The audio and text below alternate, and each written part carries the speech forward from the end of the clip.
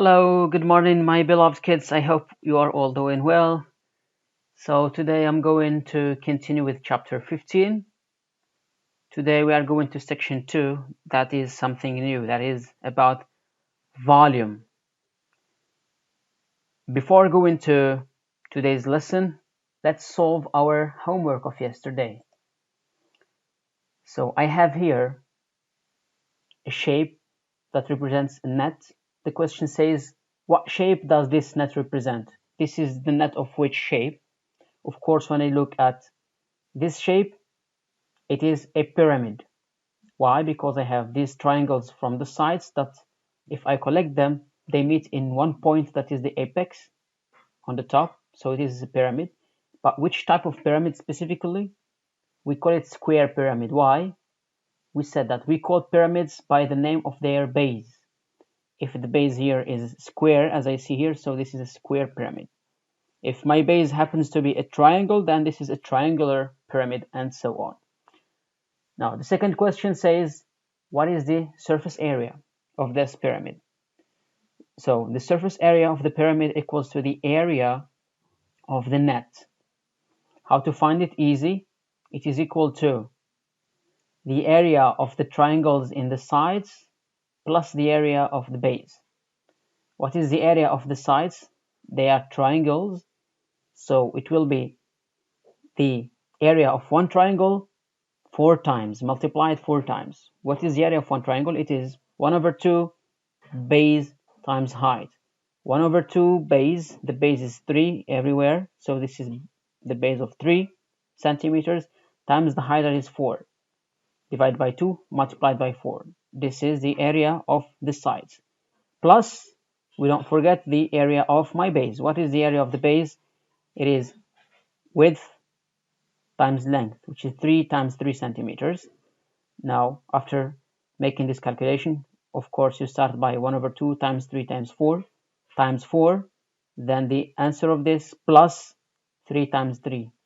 The final is 33. What is the unit? Centimeter squared. Why? Because my lengths are in centimeter. Now, the second question was to find the surface area of this shape. First, what is this shape? It is a prism. Now, let's open this shape. Let's make the net out of this shape. If I open this shape, I will have this net. Let me explain what net is this. Now, look at this triangle that is from the front here. It is this one. All right. Now, this one is related to this rectangle that is from the bottom, which is here. And from behind, I have a rectangle that looks like this one exactly. It is behind, which is this one. And this is the one that is on the top here. All right, this one is this. Now the sides, the right side and the left side are here, right and left side. Okay, this is my full net. Now, before going to surface area, I should first look carefully to my net. I have here the base to be this one and this one. Also, you can consider these as a base. You're free to say that. It's okay. So, if I consider these as bases, so I will have a surface of one base, this triangle, this rectangle base, multiplied by 2. So it is this one plus this one multiplied by 2. Also, I have this front and the back faces. They are also equal, so the surface of this big one times 2. Finally, the sides. I have this left side and right side. They are equal, so I will take the surface or the area of 1 and I multiply it by 2. So, front multiplied by 2 because it's front and back. Okay, plus 2 of my bases, one from the bottom and one from the top, which is here. Finally, 2 times the sides, right side and the left side. All right, this is my surface area. Now, what does this equal to? 2 times the surface of the front side. What is the front side? It is rectangle. It is width times length, or 7 times 5. So 7 times 5 multiplied by 2, because I have two faces, as I said, equal faces, plus 2 of the bottom and top faces. Bottom and top faces. Bottom and top. What is it? It is rectangle again. What is its dimensions? It is length times width. The length is 7, the width is 1. So it is 7 times 1 multiplied by 2. Finally, the sides. The right side is also a rectangle. So it is 1 times 5 for 1. So we multiply it by 2, then it will be twice as this area. So 2 times 1 times 5. So you simplify this, 7 times 5 times 2, plus 7 times 1 times 2, plus 1 times 5 times 2. The final answer is 94 feet squared. Why feet squared? Because my units here of the length are feet, so it will be feet squared. Alright, compare your answers with these and check if you got the right answer or not. Now, before going to my today's class, which is about volume, I will show you a short video that is an introduction to volumes. Enjoy. Measuring volume by counting unit cubes. You've learned that volume is the space a three-dimensional figure occupies, and unit cubes are used to describe that space. The number of unit cubes that form a figure without gaps or overlaps is the volume of that figure. For example, this figure is formed with unit cubes. Let's count the unit cubes to determine its volume. There are 1, 2, 3, 4, 5, 6, 7, 8 unit cubes. So the volume of this figure is 8 cubic units, or 8 units cubed. Let's look at this figure. What is its volume? Notice that this figure is 2 unit cubes wide. We can see 7 unit cubes in the front of this figure. In the back of this figure, there are also 7 unit cubes. So, there are a total of 7 times 2, or 14 cubic units. When the specific unit of measurement is provided, such as inches, feet, or yards, the volume is labeled accordingly. Let's try to determine the volume of the following figures. The first figure is made of 1 centimeter cubes. There are 5 of these 1 centimeter cubes that form it. So its volume is 5 cubic centimeters, or 5 centimeters cubed. The second figure is made of 1-inch cubes. There are 8 cubes that form the figure. So its volume is 8 cubic inches, or 8 inches cubed. And the last figure is made of 1 feet cubes. There are 6 of these cubes form the figure. So its volume is 6 cubic feet, or 6 feet cubed. Great work!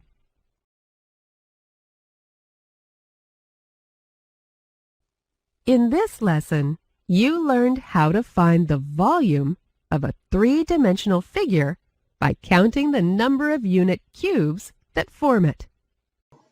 So, as we have seen in the video, we can find the volume using the unit cubes.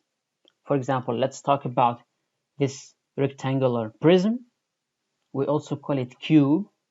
What is its volume? It is the number of unit cubes that it has. So I have here 1, 2, 3 unit cubes, and here I have 1, 2, 3 unit cubes from the side and 1, 2, 3 from the height here. So what is the total of unit cubes? In one face I have 9 cubes multiplied 3 times, which is 1, 2, 3 layers, so it will be 9 times 3, which is 27 small cubes. So the volume of my large cube is equal to 27 unit cubes or 27 small cubes. Now what happens if instead of cubes I will give you a length, let's say it is 3 centimeters here. So what will be the volume? It will be 3 times 3 times 3. 3 times 3 is 9, times 3 it is 27, and the unit will be changed then and it will be centimeter cube. Now let's draw a rule for the volume of the rectangular prism. If I'm given a rectangular prism like this and I'm given the length and the width of my base and the height of the prism, then the volume is found by multiplying length by width by height, or L times W times H. We represent the volume with the letter V, which stands for volume. All right. Also, we can represent the volume by B times H. What is B? B is the area of my base. Look, if I multiply L by W, in fact, what I'm doing here, L times W, do you remember this? This is the area rule for the rectangle. So as if I'm finding the area for my base. So it will be the base area times height.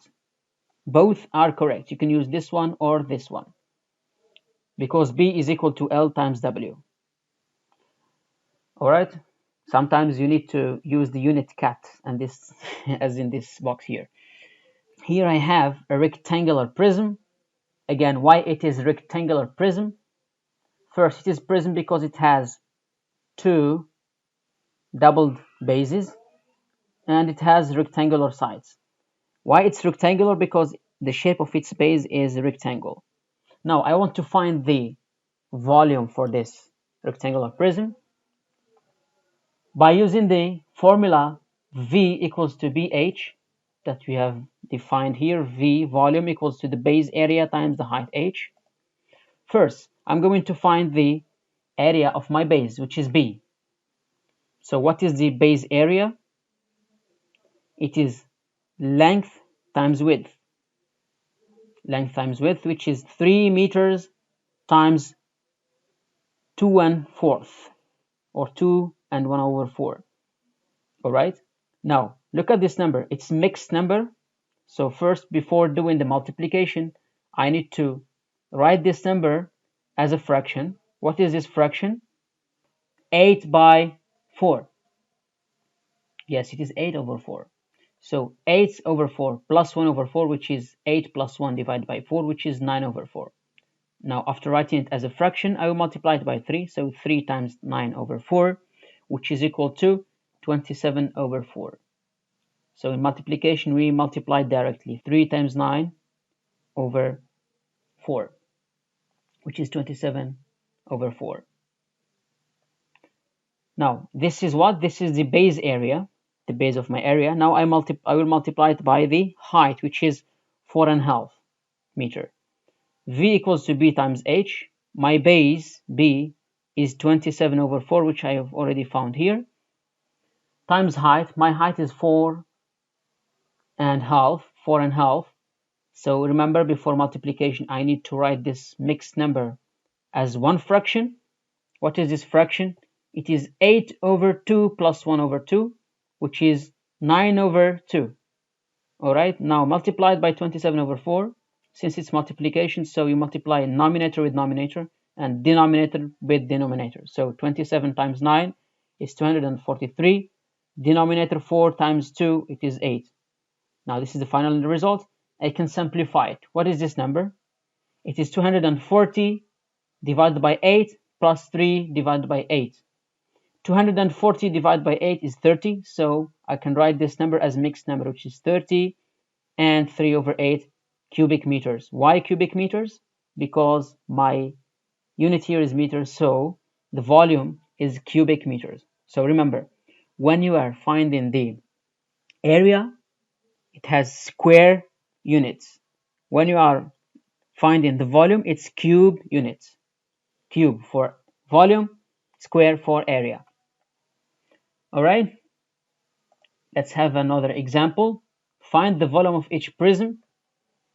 What is this prism? It's a rectangular prism again. Why? Because the base is a rectangle. So the rule for the volume of the prism says length times width times height. Volume equals to length, which is 10, times width, which is 3.2, times height, which is 5 meters. 10 times 3.2 times 5 is 160. What is unit? Cubic meters, because I have meter here. Now, the second example. First, I'm going to find the base area. So I'm going to use the V that is equal to B times H. So what is the area for my base? It's length times width, which is 7/4 times 4, which is 29 meters squared. This is the area for my base. Now I will multiply the area of the base by the height, which is 8 meters.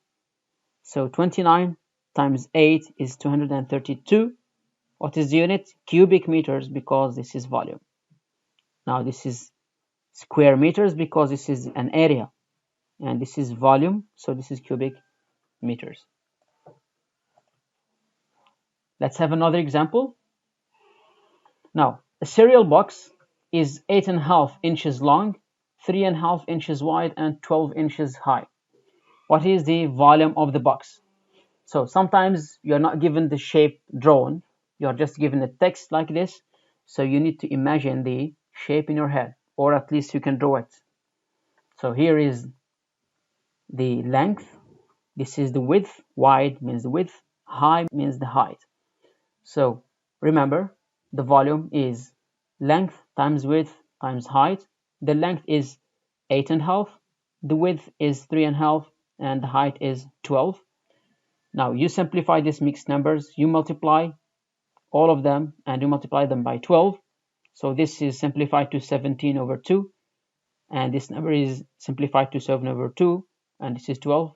After multiplication, your final answer is 357. What is unit? Cubic inches. Why? Because my unit here for the length is inches.